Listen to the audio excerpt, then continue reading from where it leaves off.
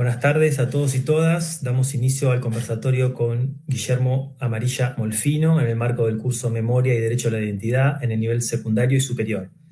Mi nombre es Santiago Cotorrúa y soy parte de la Coordinación de Políticas Educativas de Memoria y Derechos Humanos de la Dirección General de Cultura y Educación de la Provincia de Buenos Aires. Esta coordinación es la encargada de organizar este curso junto a Abuelas de Plaza de Mayo y la Dirección de Formación Permanente, cuyo director, Carlos Grande, está también con nosotros. Le damos la bienvenida a Guillermo y a Carlos, pero antes les cuento brevemente que la coordinación, que viene funcionando desde el año pasado, se propone desarrollar una política educativa que acompañe y promueva la enseñanza de temas del pasado reciente argentino y una agenda actual de derechos humanos en las instituciones educativas. Como parte central de sus actividades, la coordinación publicó hace unos meses Palabras clave para una pedagogía de la memoria, un libro compuesto por una serie de términos clave para abordar estos temas en nuestras aulas. El trabajo con abuelas fue retomado ahora de esta coordinación, pero tiene como antecedente más de 10 años de trabajo conjunto desde el Programa de Educación y Memoria del Ministerio de Educación de Nación. Esta experiencia nos permite saber la importancia de conocer el derecho a la identidad, de saber cómo fue la historia de abuelas y sobre todo conocer los testimonios de los protagonistas, como en este caso Guillermo, a quien conocemos como el nieto recuperado número 98. Antes de pedirle a Guillermo que se presente y nos cuente quién es y un poco también la historia de abuelas, le damos la palabra a Carlos Grande. Gracias, Santiago. Bueno, primero un orgullo de poder estar en este conversatorio, no solo por la política que llevamos adelante desde la Dirección General de Cultura y Educación, sino porque para nosotros este trayecto formativo que tiene que ver con la memoria, con el derecho, con la identidad y fundamentalmente con poner en debate y en conversación el pasado reciente, en clave de memoria histórica, es para nuestra dirección y para todo el equipo que coordina Celeste, a quien le enviamos un cálido saludo, Celeste Adamoli. Es realmente un momento para nosotros de mucha importancia en términos de la recuperación de una conversación que creíamos saldada y que tenemos que nuevamente ponerla a la luz del debate, ¿no? Santiago hablaba del libro Palabras Claves. Palabras Claves es un libro que oficiaría medianamente como un diccionario, que tiene múltiples entradas, que arranca como todo diccionario con los números, con 24 de marzo, con 30.000, pero después con una serie de conceptos que nuevamente queremos reponer en términos del debate que podríamos decir contrahegemónico en la actualidad, sobre la conceptualización de algunas palabras que en su momento teníamos como una definición colectiva como sociedad construida y que bueno hay que poner nuevamente en discusión. Así que yo digo, la articulación de la coordinación del espacio de políticas de memoria y derechos humanos que tiene la Dirección General de Cultura y Educación, conjuntamente con la Dirección de Formación Docente Permanente. Le damos un abrazo enorme a Guillermo, que agradecemos su presencia, que vamos a estar muy atentos al testimonio que viene a traernos hoy. Simplemente nosotros queríamos saludar y dar marco. Creemos que este trabajo conjunto con abuelas, con la coordinación de políticas educativas de memoria y derechos humanos, con las políticas que también tienen que ver con restablecer ese debate sobre el pasado reciente de la formación docente permanente, se entrelazan en el territorio de toda nuestra provincia, toda nuestra diversidad en la provincia de Buenos Aires. Te cuento, Guillermo, que bueno, si bien este trayecto formativo lo hace un pequeño grupo de docentes, en la provincia hay 400.000 docentes que conforman el entramado de la formación, de los niveles obligatorios, de las modalidades. Más de 5 millones de estudiantes transitan y habitan las aulas de las escuelas bonaerenses. Entonces, recuperar estos testimonios es una responsabilidad para nosotros, pero es un legado para esas generaciones de maestros, maestras, profesores y profesoras que de alguna manera se sienten interpelados en su práctica docente frente al aula. Así que, bueno, Santiago, te devuelvo la palabra y que comience esta conversación con Guillermo, a la cual vamos a estar muy satisfechos de poder compartir. Buenísimo, Carlos, muchas gracias. Ahí mientras te escuchaba veía en el chat de YouTube que ya tenemos algunos docentes y estudiantes que se están presentando. Leo algunas localidades, son un montón, leo algunas, después voy a leer el resto. Tenemos Ituzaingó, Lomas, San Miguel, Malvinas Argentinas, Pinamar, La Plata, Fátima, Moreno, General Las Heras, Lanús, Florencio Varela y Luján, como para empezar, como para que veamos un poco la diversidad, también la variedad de localidades que tiene nuestra provincia. Bueno, Guillermo, te doy la palabra para que empieces un poco, de acuerdo a lo que tengas ganas de empezar a contar de tu historia, un poco de la historia de cómo fue tu historia, cómo fue que nos puedes contar de la historia de abuelas, de cómo fuiste recuperado. Empezamos la conversación, ¿te parece? Y te agradecemos, por supuesto, a vos, Guillermo, por participar y a Carlos también. Bueno, muchas gracias por la invitación. Estoy muy orgulloso de formar parte de esta actividad. Y agradezco el compromiso asumido, como recién decía Carlos, que es un compromiso que bien corresponde a todos nosotros. Y bien, hoy voy a la propia historia, al testimonio, poniéndolo siempre en relación con la historia de las abuelas. Mi caso fue resuelto en el año 2009, teniendo yo 29 años de edad. Y se resolvió después de varios elementos que fueron necesarios para llegar finalmente a una respuesta. Una respuesta dada a esa pregunta que acerqué en el año 2007. El caso se resolvió en el año 2009, pero yo en el año 2007 me acerqué a Abuelas de Plaza de Mayo con dudas sobre mi identidad. Me acerqué gracias a un trabajo muy creativo de Abuelas de Plaza de Mayo, desde un área que es el área de difusión, que lo sigue haciendo de manera brillante hasta el día de hoy, y siempre con el acompañamiento y el apoyo y el trabajo y la responsabilidad asumida por diferentes trabajadores sociales, ¿no? Como fue en su momento Televisión por la Identidad, como lo es hoy Teatro por la Identidad, como lo fue Danza por la Identidad, Deporte por la Identidad, la ciencia, la justicia cuando debe funcionar, cuando funciona como debe funcionar. ¿Y por qué hago mención a eso? Porque me retrotrae al motivo por el cual yo me presento en el año 2007 a la Casa de las Abuelas con mis preguntas. Me acerqué después de ver un capítulo de Televisión por la Identidad. Ese capítulo hizo que finalmente pudiera hablar lo que venía, lo que traía conmigo en silencio desde hacía muchísimos años. Hay algo ahí que encontramos muchas veces como denominador común en los casos de apropiación, que es la culpa. Esa pregunta que nace en un principio sobre si quienes dicen ser nuestros padres lo son o no, un sentimiento que surge es el de la culpa, justamente porque en ese momento uno cree que está dudando del bienacer o no de sus padres. Entonces cuesta mucho hacerlo palabra. Muchas veces, ¿no? Cuando sentimos culpa tenemos vergüenza, no lo podemos hacer palabra, no podemos, y mucho menos hacerlo cuerpo. Entonces, cuando veo ese capítulo de Televisión por la Identidad, finalmente puedo hablarlo, y al poquito tiempo ya lo pude hacer cuerpo, acercándome a abuelas y con toda la información necesaria como para que se abra una investigación. Aparte de mi palabra, de la historia, de los motivos por los cuales yo tenía dudas, también acerqué mi partida de nacimiento. Es algo muy importante, como dato relevante, la firma de un médico.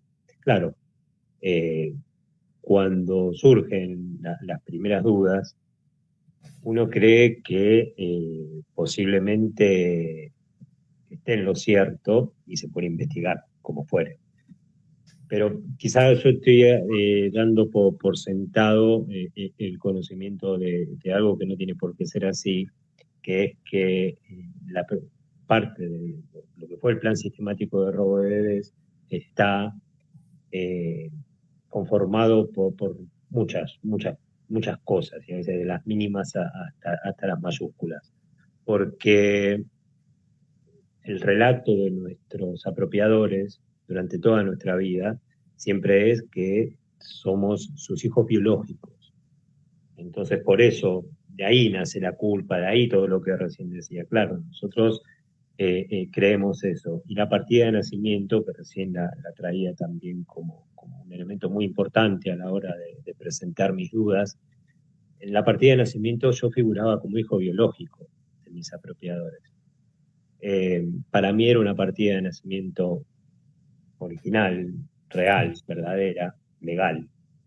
Pero claro, cuando me presento con la partida de nacimiento y ojos ya entrenados para mirar esos documentos, ven la firma del médico Julio César Caseroto, ya se despierta el primer asombro de parte de quienes lo estaban viendo. Después, otro dato que se encontraba en mi partida de nacimiento era que figuraba como nacido en Campo de Mayo. En Campo de Mayo funcionó un centro clandestino de detención, tortura y exterminio por el cual pasaron más de 5.000 personas, que fue el centro clandestino de detención donde yo nací y por donde pasaron su cautiverio mi papá, mi mamá y mi tío. También pensamos que mi abuela pudo haber pasado por ese centro clandestino de detención. Lo que tenía ese lugar, como tantos otros centros clandestinos de detención, era una convivencia entre la legalidad y la ilegalidad.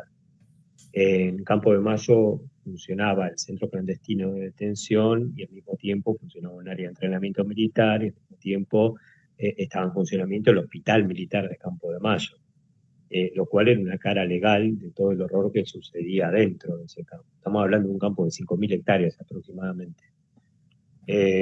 Cuando se empieza a hilar fino lo que fue el plan sistemático de robo de bebés, en Campo de Mayo, precisamente en el año 1977, se convierte un área de ese hospital militar, que era el área de epidemiología, en una maternidad clandestina. Ahí era donde llevaban a nuestras mamás a que no estuvieran ahí, y el paso siguiente a eso era la desaparición de nuestras madres y nuestra apropiación. Sabemos que nacimos más de 30 personas en ese hospital.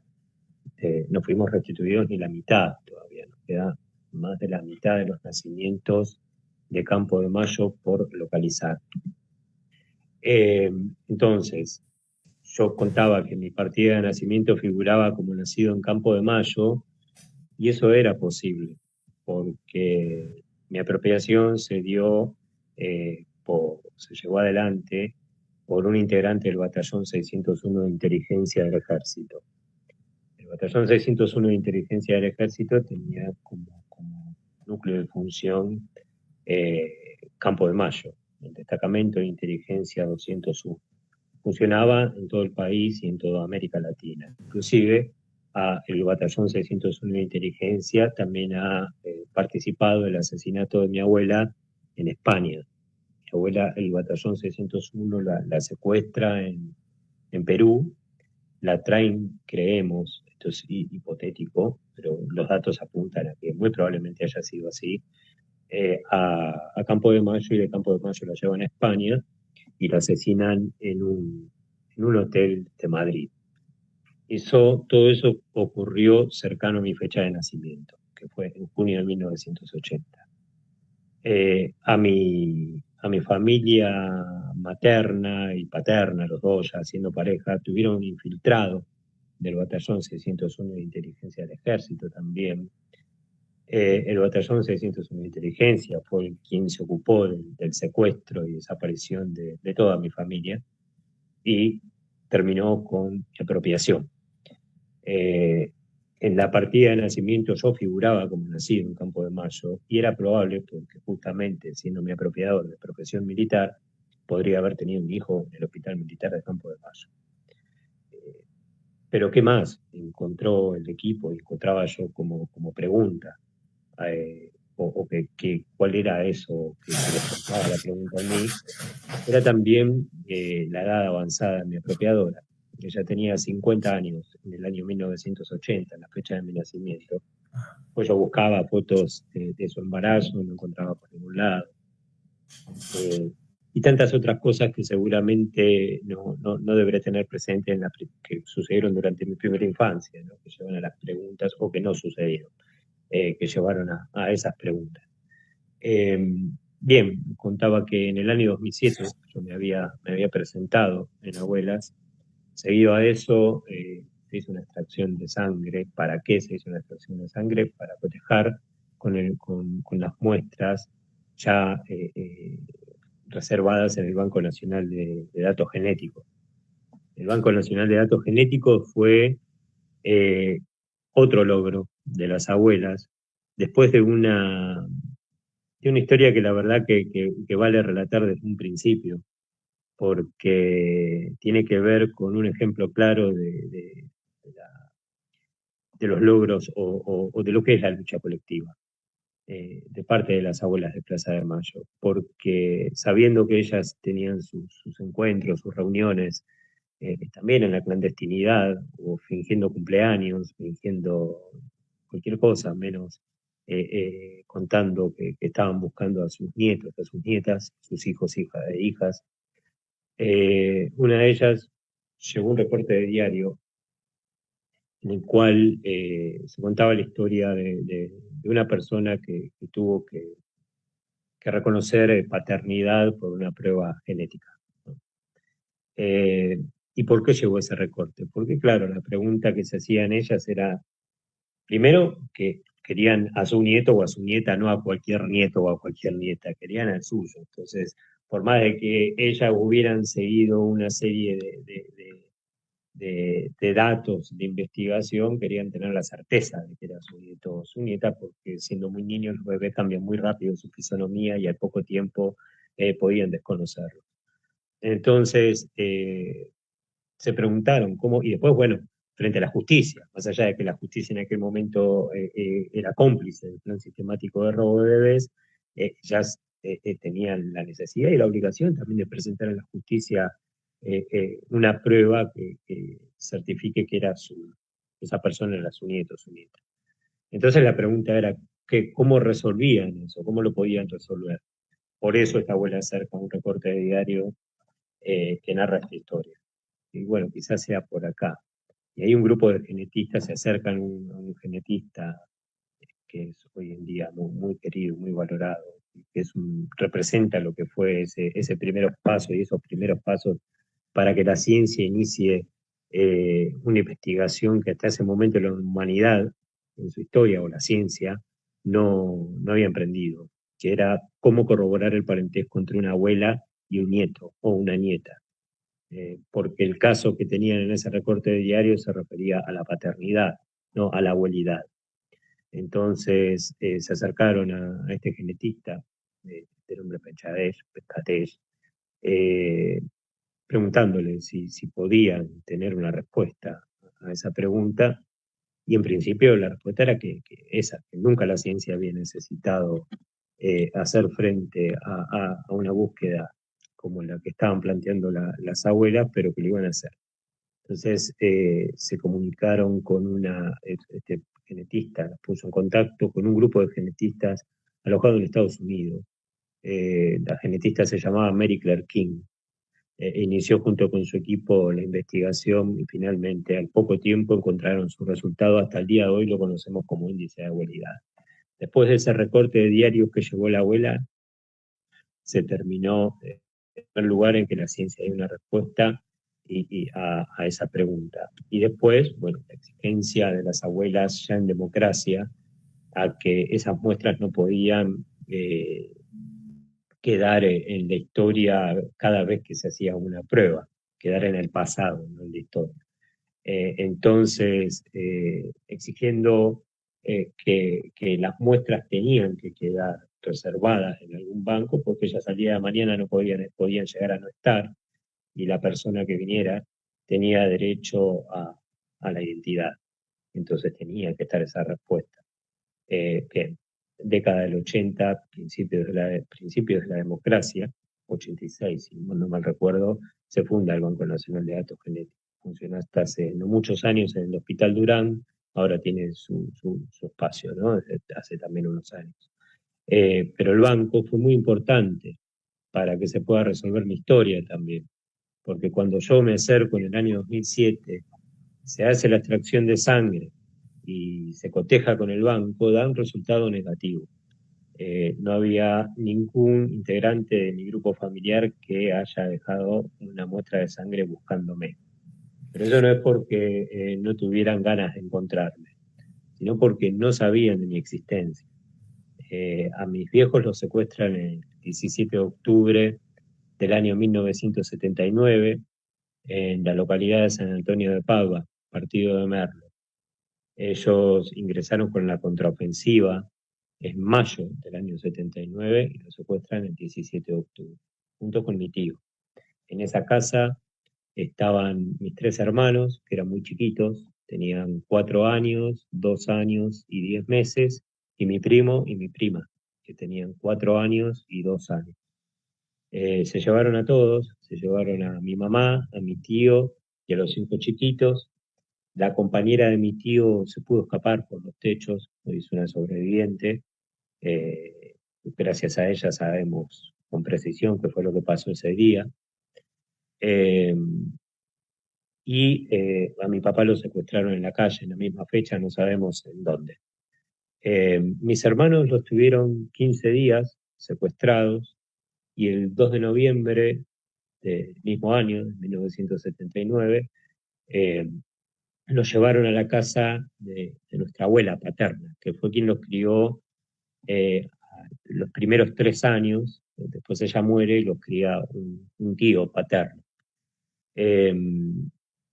Mis hermanos nunca supieron de mi existencia hasta el día en que nos encontramos. ¿Por qué? Porque ese secuestro que se da en 1979 se da con mi mamá embarazada, con un embarazo muy reciente, de 1 mes aproximadamente, por lo cual, no solamente por eso, sino porque en el encuentro que tuvo con la última persona que la vio con vida, que fue su hermana, mi tía Lili, no le contó que estaba embarazada. No sabía que estaba embarazada, muy probablemente no lo sabía ni ella. Entonces, nadie del entorno familiar conocía de su embarazo. Atravesó todo el embarazo en cautiverio. Ningún sobreviviente la había visto, no había ninguna denuncia por haberla visto a ella embarazada en Campo de Mayo. Pero ¿qué pasó? 2 años después, en el año 2009, Celia Tolchinsky, sobreviviente de Campo de Mayo, cuenta que durante su cautiverio escucha una conversación entre 2 de sus captores, donde uno de ellos dice que no tenían que permitir más, muy enojados, que no tenían que permitir más que estén juntos varones y mujeres en el lugar, por lo que había pasado con Amarilla y con Molfino. Entonces Silvia les preguntó, dijo, ¿pero qué está embarazada? Y se pusieron muy nerviosos. O sea, que ni siquiera fue necesario que aparezca un testigo diciendo haberla visto embarazada.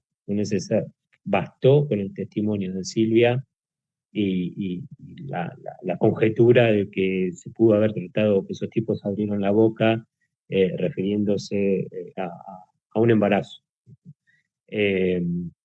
Entonces, ese testimonio de Silvia, que se dio en el año 2009, 2 años después de mi presentación, hizo que se resuelva el caso.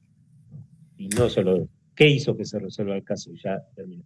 Que me acerque, que haber visto Televisión por la Identidad, que exista Abuelas, para que yo me pueda acercar. Eso en primer lugar, ¿no? Eso desde el vamos.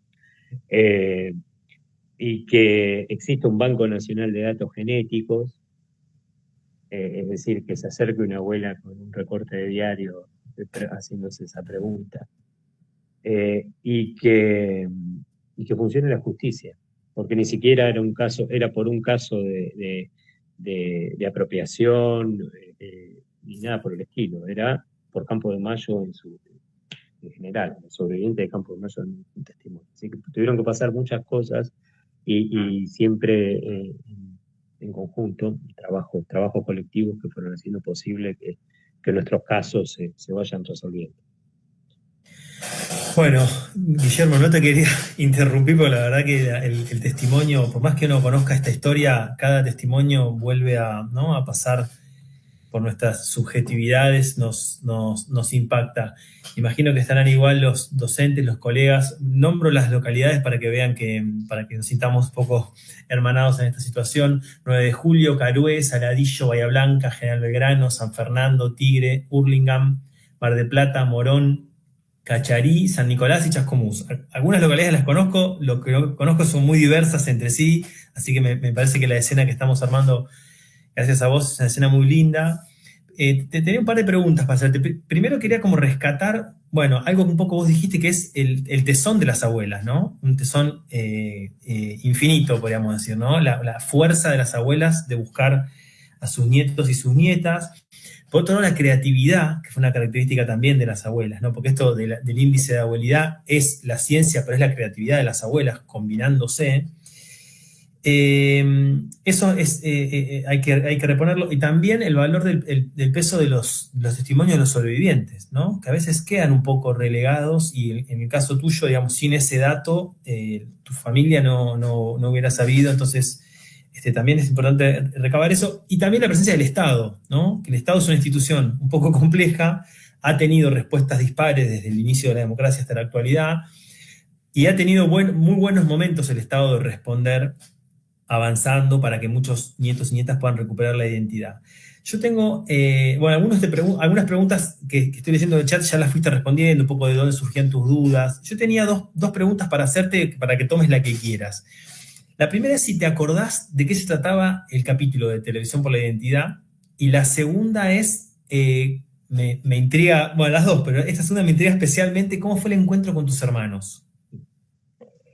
El capítulo de Televisión por la Identidad era la historia de Juan Cabandier, la historia de su apropiación. Sí, me sentí bastante identificado por las características de su apropiador. Un tipo con una impronta violenta, omnipresencia, ese perfil, digamos, un perfil muy parecido. Y después la otra... ¿Cómo fue el encuentro con tus hermanos? ¿Cómo fue el encuentro con mis hermanos? Y fue tanto que por eso estamos buscando a los que faltan, para que lleguen al mismo lugar de felicidad. Es como la alegoría de la caverna, esto más o menos. Ajá. ¿No? Uno estaba viendo sombras permanentemente y pude ver ahí. El encuentro con mis hermanos fue ese sol. Entonces estamos en esa búsqueda para que puedan encontrarse con sus seres queridos, quienes tengan hermanos, hermanas, que puedan conocer lo que es abrazarse después de tantos años con la verdad, con el amor, y bueno, y quienes no tengan hermanos, que sea con sus tías, con nosotros. Pero saber la verdad. Mira, me parece que el encuentro con mis hermanos fue de los más felices de mi vida. Sí, y creo que la de ellos también. Ahora no sé si habrán arrepentido, pero sacarlo por supuesto. Yo pensaba un poco con qué argumentos se puede seguir dando la disputa pública de por qué es importante que todos sepamos nuestra historia. Si pudiera captar la cara que pusiste cuando recordaste el encuentro con tus hermanos, me parece que sería como una buena imagen de cómo se te iluminó la cara, porque hay algo difícil de pasar a palabras, que es el vínculo, ¿no?, con lo fraterno. Bueno, hay algunas preguntas. Bueno, están conmovidos también, están agradeciendo. Yo me sumo también a la admiración, a la claridad con la que expresas tus palabras. Pablo Paura pregunta: ¿cómo resignificás la historia y cómo enlazás la militancia? Entiendo que la militancia de tus padres con la militancia en la actualidad. Si ves entiendo que pregunta por algún tipo de conexión entre una militancia y la otra. No sé. La correlación que puedo encontrar entre la militancia de la generación de mis viejos y la militancia de ahora, porque son diferentes realidades. realidades de política local, de política internacional. Me parece que es para un análisis muy profundo que no sé si estoy preparado para eso. Bien, bien. Acá alguien cita otros testimonios de Victoria Montenegro con esta idea de la culpa, ¿no? Como un freno para iniciar la búsqueda.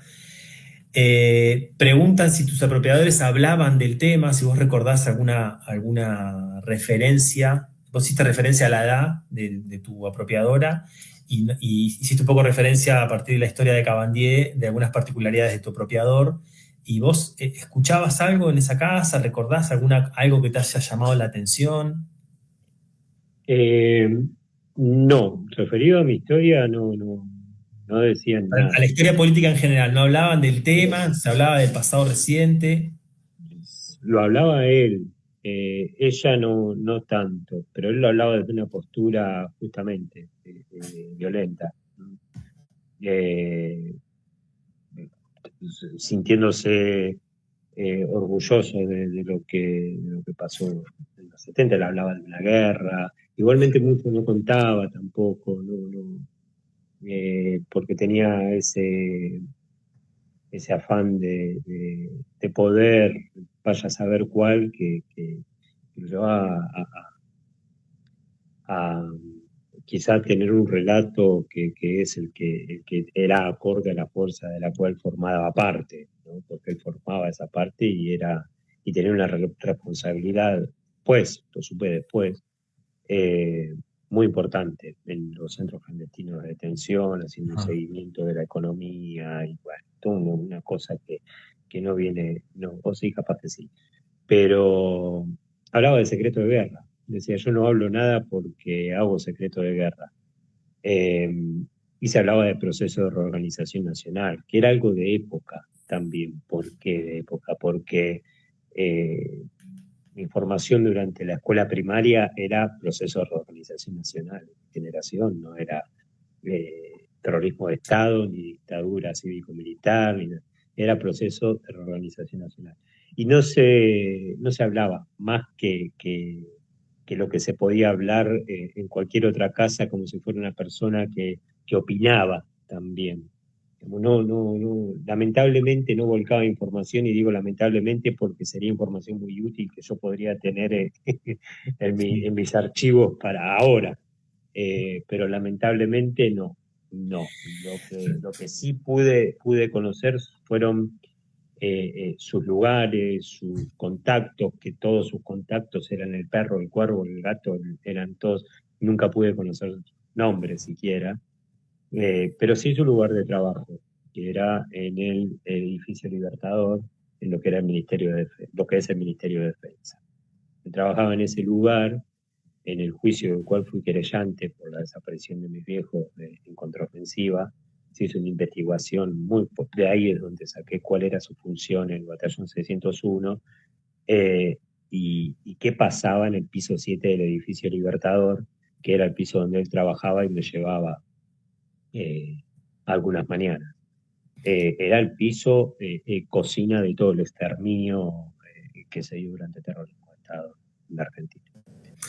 Recién, Guillermo, usaste la palabra guerra y me hizo acordar un poco a lo que planteaba Carlos hace un rato, ¿no? Que nosotros veníamos hace unos años un poco con la convicción de que habíamos logrado, nosotros solemos hablar de ciertos pisos de verdad, ¿no? En relación a qué había sucedido en nuestro país, la idea de terrorismo de Estado, como decías vos, o de dictadura cívico-militar, o la idea de genocidio.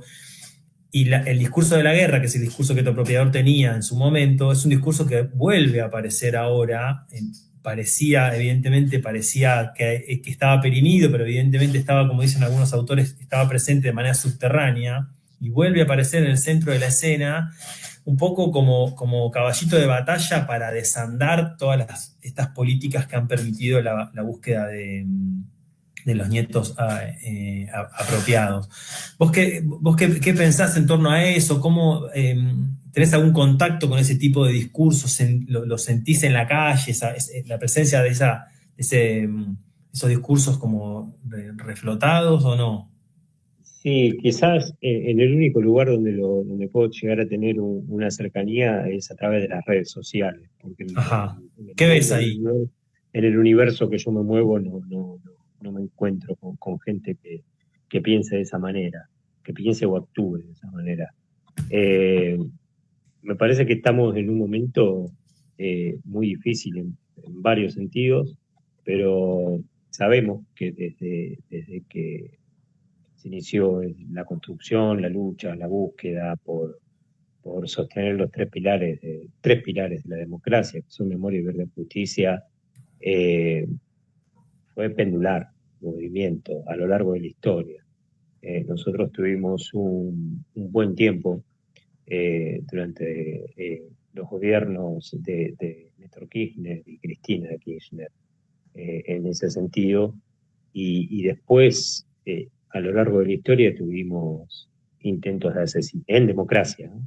Intentos de asesinato a Estela de Carlotto, tuvimos obediencia de vida y punto final, tuvimos los indultos, se quiso convertir a lo que hoy es el predio de la ex ESMA en un lugar de paseo, lo querían demoler y transformarlo en un lugar de paseo. Bien, una cantidad bueno, de obstáculos que se fueron poniendo en el camino y frente a los cuales justamente la creatividad, la resistencia, la lucha se pudo sostener. Me parece que estamos atravesando un momento muy difícil en ese sentido, pero que no es el primero que nos toca atravesar en nuestra historia democrática.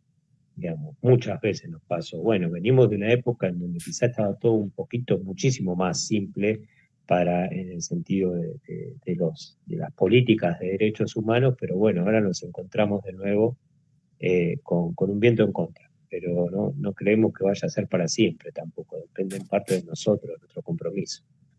Exacto, es un poco lo que yo planteé hace un rato. El Estado ha tenido respuestas diversas, no es el mejor momento, sobre todo a nivel nacional, pero la fuerza de la sociedad civil, de la militancia, ¿no? Estamos ahí un poco todavía resistiendo. Bueno, hay un montón de preguntas, la verdad que son muchísimas, buenísima las participaciones, a ver si leo de qué localidades.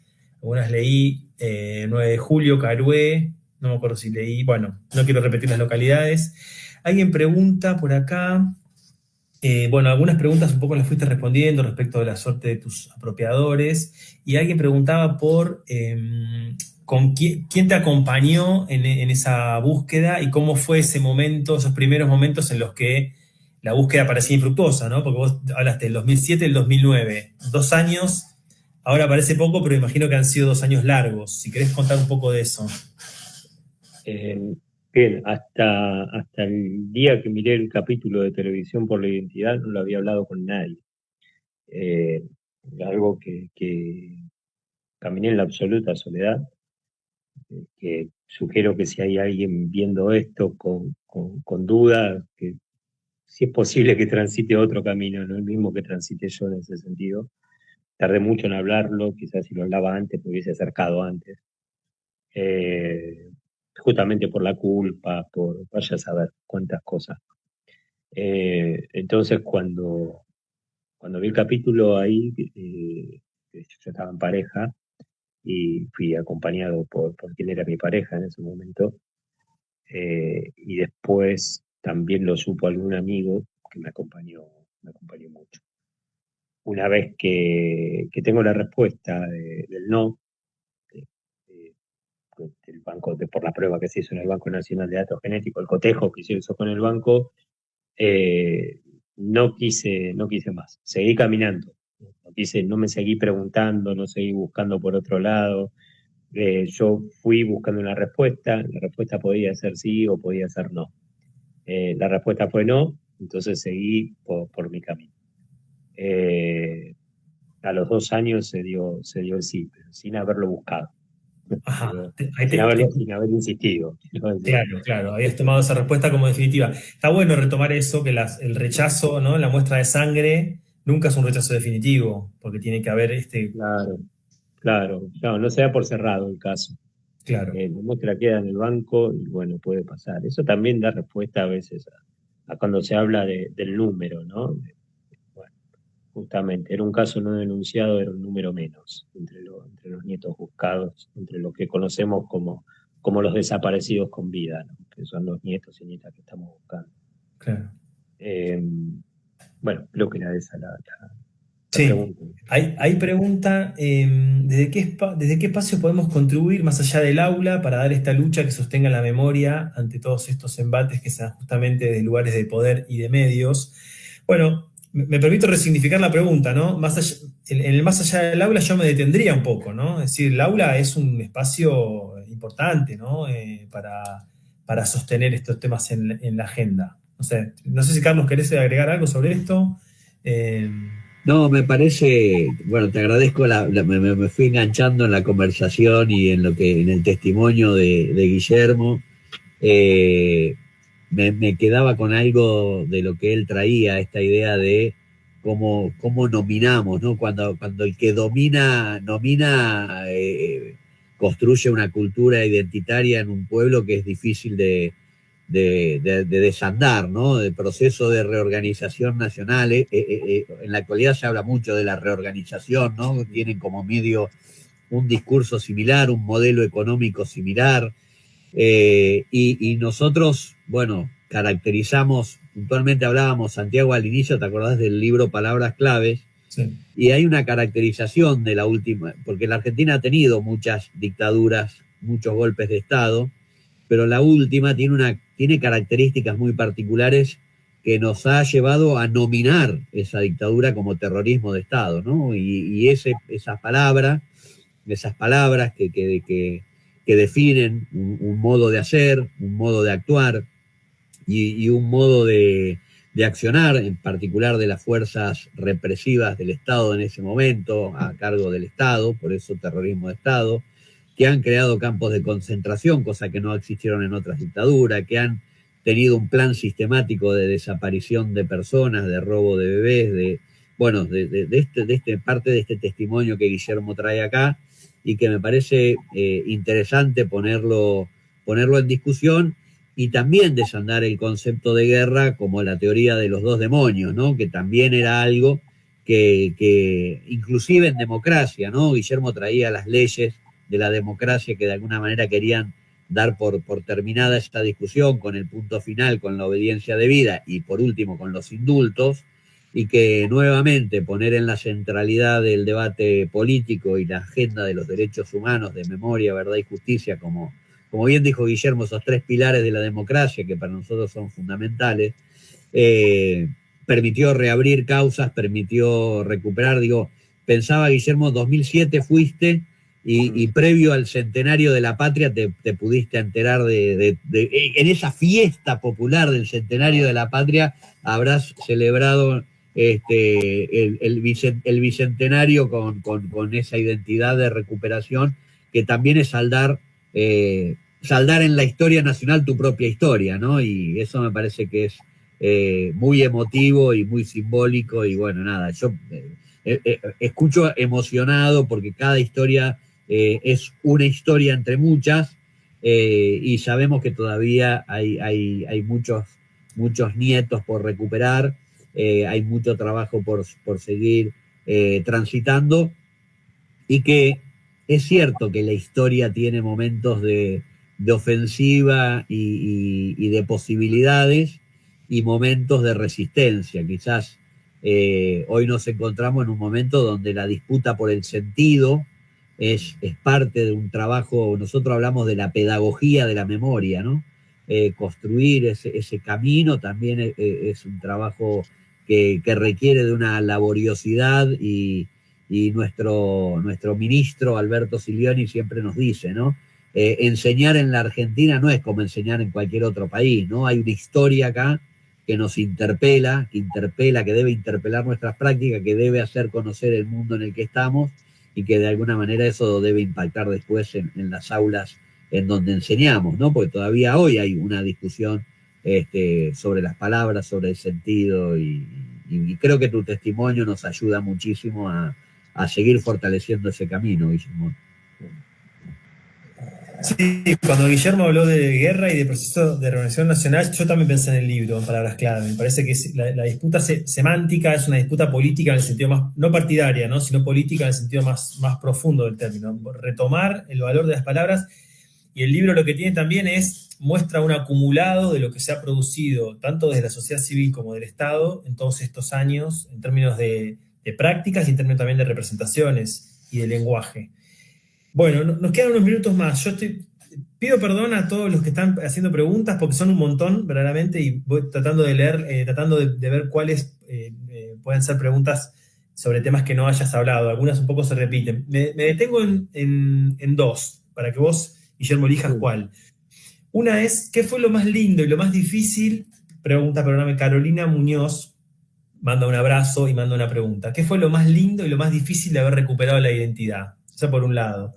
Y por otro lado, bueno, Isabela Mastro, bueno, no sé si lo estoy viendo bien el nombre, te pregunta qué impacto tuvo en tu vida comprobar que no eras esa persona que te habían dicho que eras y aceptar tu verdadera identidad. Bueno, son preguntas potentes. Te dejo dos para que vos puedas elegir con cuál te sentís más cómodo.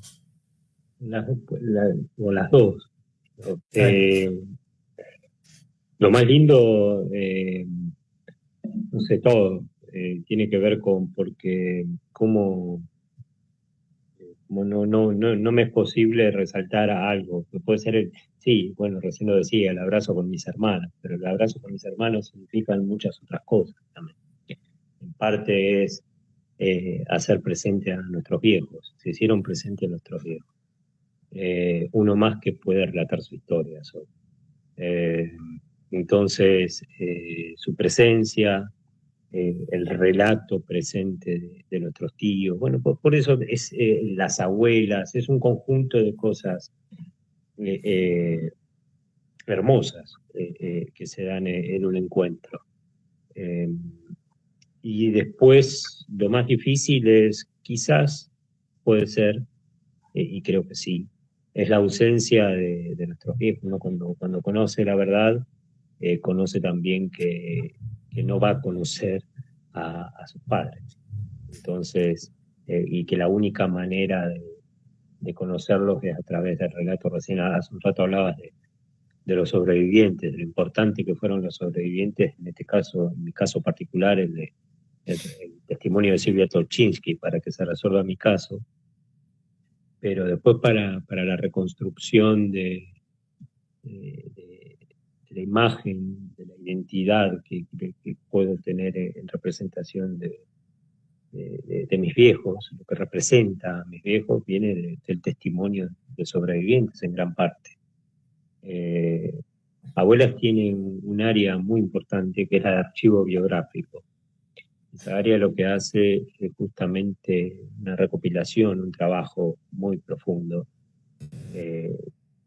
donde entrevistan a todas las personas cercanas a nuestros padres, nuestras madres, tíos, tías, compañeros, amigas, primos, primas, todas las personas que más contacto pudieron haber tenido con ella y relatan. Y eso queda grabado, porque hay gente que mañana puede no estar. Y cuando nos encuentran, cuando nosotros somos localizados, ahí está el relato para que nosotros podamos conocer un poco más de dónde venimos. Entonces, eso fue algo muy lindo. También el encuentro con la palabra, con otra palabra. Uno viene, después, yo en mi caso venía con 29 años de un relato, de una narrativa histórica, y me encontré con otra. Y con una narrativa verdadera, con una narrativa que es cierta y que me hace, que me construye y que nos construye también. Entonces, eso es por eso, cuando uno empieza a enumerar la cantidad de cosas positivas que se pueden encontrar en una restitución, puede ser una charla solamente abocada a eso, porque es mucho. Y lo difícil es justamente hacer el duelo, hacer un duelo que no termina nunca. Eso es lo más difícil. Y después, ¿cuál era la otra pregunta? ¿Qué impacto? Bueno, un poco estás hablando de eso, ¿no? ¿Qué impacto tuvo en tu vida comprobar que no eras la persona que te habían dicho que eras? Y tuvo varios impactos, buenos y difíciles, no malos, difíciles, porque estaba llevando un nombre que yo no quería tener. Por ejemplo, cuando yo supe la verdad, el primer impacto fue en cuanto a acción, impacto que derive en acción, fue querer cambiarme el apellido de manera urgente. No quería tener más el apellido que tenía porque no quería ese apellido. Y bueno, eso se dio, después el cambio del nombre. Yo me llamaba Martín antes, decidí ponerme el nombre de mi papá era Guillermo, y decidí ponerme su nombre. Y eso quizá tiene que ver con digo, esta cosa de yo tenerme que poner el nombre y no saber cómo me hubiese puesto mi mamá o mi papá. Es un vacío más, una laguna más que encontramos en esos espacios que quedaron vacíos como consecuencia del terrorismo de Estado, ¿no? Que están no solamente en un nombre, sino que están en el relato de nuestra propia historia, como sociedad y personal también. Hay muchas respuestas para las cuales aún no tenemos respuesta. En este caso, en lo personal, es cómo me hubiese llamado. Quizás nunca tenga esa respuesta. Claro. Y igualmente es una pregunta que se abre a otros espacios, ¿no? Pero digo, esto es un caso, pero bueno, ¿cómo construir esa narrativa que fue un engaño, desde un nombre hasta una propia historia y una reconstrucción, porque una reconstrucción no es una rotura, tampoco a veces el impacto suena a algo que es un cambio abrupto, ¿no? Es como un golpe, y tampoco se trató de eso. Sí, claro, me encontré con 3 hermanos de un día para el otro, bueno, pero yo busqué también, yo me acerqué haciendo esa pregunta y sabía que existía la posibilidad de encontrarme con una familia cuando me acerqué. Y después el tiempo también uno lo va enseñando a procesar un poquito la información que en un principio parece tan abrumadora. Y abrumadora por lo que decía anteriormente, porque está la historia no solamente de la familia, sino de todo un país que en aquel entonces uno no conocía con profundidad tampoco. Claro. Conocía muy lejanamente, desde otro lugar, desde otros espacios que no eran los propios. Pero bien, se empieza a aprender muchísimas cosas nuevas, un camino de aprendizaje permanente. Buenísimo. Bueno, ya no queremos abusar tanto de tu tiempo. Me gustaría hacerte una última pregunta. No sé si Carlos querés hacer una pregunta más. No, muy cálida la conversación, muy profundo Sí. para seguir pensando el relato y la historia de vida de Guillermo. La verdad que sí, es conmovedor. Pensaba a partir de del éxito que tuvo la serie de Netflix de El Eternauta, hay como una nueva, ¿no? Como un reverdecer de las búsquedas, pareciera ser algo, una potencia subterránea que no termina nunca de búsqueda, ¿no? De un poco de llenar ese agujero, usabas esa palabra hace un rato. Pensaba también en la historia de las abuelas y cómo las abuelas han ido modificando su discurso para ir ajustándolo a la edad de los jóvenes, primero niños, después, ¿no?, adolescentes, después jóvenes. Uno puede hacer ese recorrido, cómo las abuelas se fueron adaptando, siguiendo el rastro, ¿no?, el avance en la historia de vida, en las trayectorias de los nietos. Ahora lo de Westergel repone una vez más el tema en agenda. Y me gustaría cerrar pidiéndote una reflexión respecto a qué le dirías a alguien que está en ese estado en el que estabas vos, digamos, en el 2007, digamos, antes de ver la serie, ¿no? Como con algo que no cierra, pero la culpa o alguna otra cosa que frena a dar ese paso. Si pudieras dar un mensaje para alguien que esté en una situación así, ¿qué dirías? Que venga, que venga, sí, que venga abuela. Sí, estamos esperando. Es muy difícil, ¿no? Porque también no hay dos situaciones iguales, pueden ser similares, sí, pero cómo lo está atravesando una persona, yo puedo decirlo de mi propia experiencia, lo que no significa que en otra persona vaya a resultar de la misma manera.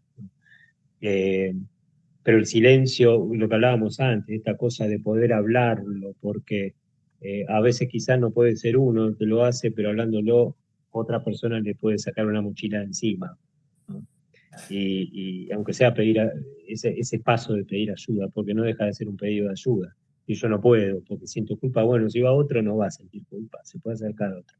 Entonces, a veces nos dirigimos a la persona que puede ser el caso, pero también hay terceros, ¿no? A veces esa culpa la sienten amigos, amigas, primos, primas, o sea, personas cercanas, o porque está atravesando una situación difícil, entonces yo capaz que justo ahora, o la está pasando mal por esto, o capaz que me acerco justo ahora y le complico más la vida, ¿no? Esas cosas y se va tirando para adelante y no se hace nunca.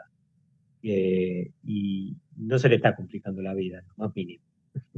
Porque la persona que hay casos, y esto lo digo porque pasó en nuestra historia, de gente que ha considerado eh, muy valioso el gesto de terceros de presentar una denuncia pues, con el tiempo, porque le sacó una mochila de encima. Es una decisión que quizás nunca se hubiesen animado a tomar en lo personal. Y las personas que alguna vez les nace la duda, ya está, no se va más esa duda. Entonces, también va por una toma de decisión. O sea, que yo cómo puedo empujar a alguien a que tome de qué Bueno, manera. Eso es lo más difícil, ¿no? está bien, pero Cómo logramos que se acerquen las personas que quizás hasta el día, quizás están atravesando desvelos, ¿no? Bueno, pero esos desvelos no se van más. O sea, se tienen que acercar. La manera de sacarse eso de encima es yendo a abuelas, hablándolo, acercándose, porque de alguna u otra manera siempre tratamos de esconderlo cuando tenemos esa pregunta, esa duda, tratamos de esconderlo debajo del vaya a saber dónde, pero va a estar siempre. Y quizás muchas veces también tenemos hijos, hijas, y podemos pensar en ellos para su futuro, para su verdad, para su propia historia. eh, que somos necesarios para las abuelas que nos están buscando, para nuestros hermanos, para nuestras hermanas, para nuestros propios hijos, para nuestros amigos, para nuestros compañeros, para todos somos necesarios. Entonces, es una responsabilidad también hacerlo, necesaria, una responsabilidad amorosa. mira, buenísimo, porque no sé si yo estoy muy seteado con la serie, pero yo te hice una pregunta por el individuo y vos me respondiste por la red que el individuo tiene alrededor, ¿no? Y ahí me volvió un poco la idea de la frase de nadie se salva solo, ¿no? Que es un poco la frase Ah, de sí, Renata. Porque apelaste, sí, ¿no? Yo te pregunté por lo individual y vos me respondiste por lo colectivo, por las abuelas, por un primo, por un amigo por ahí que esté acompañando. Me parece que sí, sí, no es posible. sí, mejor idea que esa para cerrar, me parece que no sé si vamos a encontrar. Así que por mi parte te agradecemos un montón. En términos personales, bueno, como parte del grupo, ¿no? Pero del equipo, de la coordinación que dirige Celeste, pero también en términos personales por poner el cuerpo, ¿no? Contar la historia, por más que la hayas contado seguramente otras veces, contar la historia, una historia así, siempre implica poner el cuerpo, ¿no? Arriesgarse en algún sentido, así que te agradecemos enormemente por lo que hiciste, Guillermo. Bueno, fue un placer. Muchas gracias a ustedes. Gracias a ustedes por poner el cuerpo para escuchar. Bien, Bueno, ¿eh? Muchas gracias. gracias a todos los colegas que están viendo, son un montón. Leí algunas preguntas que pude para tratar de no cortar un poco la conversación. Lamento no haber podido leer todas, pero bueno, realmente son preguntas muy interesantes y se ve que se está moviendo algo ahí, en ese espacio, se vio algo así. Qué bueno. Bueno, qué bueno, qué Bueno, bueno. gracias. Bueno, muchísimas gracias. Gracias.